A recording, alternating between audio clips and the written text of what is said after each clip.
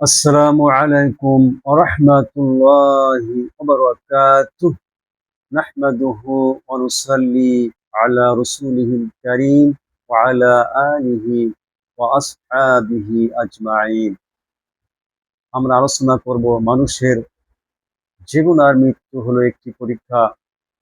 কোরআনুল কারীমের ভাষায় الذي خلق الموت والحياة ليبلوكم أيكم أحسن عملا وهو العزيز الغفور. তিনি সেই মহাপরাক্রমশালী আল্লাহ, যিনি মানুষের জীবন আর মৃত্যু সৃষ্টি করেছেন এটা পরীক্ষা করার জন্য যে কে তোমাদের মধ্যে সবচেয়ে ভালো আমল করতে পারে। আমরা এই আয়াতের মাধ্যমে বুঝতে পারলাম মানুষের জন্ম মানে পরীক্ষার জীবন শুরু, আর মানুষের মৃত্যু মানে পরীক্ষার জীবন শেষ। অর্থাৎ জন্ম আর মৃত্যু এর মাঝখানে হলো পরীক্ষা। পরীক্ষার মাধ্যমেই একটা মানুষের ইমানত্ব ঠিক থাকে, ইমান সবল হয়, মজবুত হয়। পরীক্ষা ছাড়া মানুষের ইমানত্ব ঠিক থাকে না, ইমান মজবুত হয় না, সবল হয় না।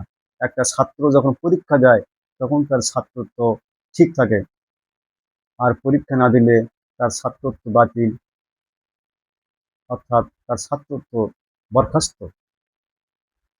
এজন্য আল্লাহ রাব্বুল আলামিন পরীক্ষা নেবেন। কিসের পরীক্ষা নেবেন?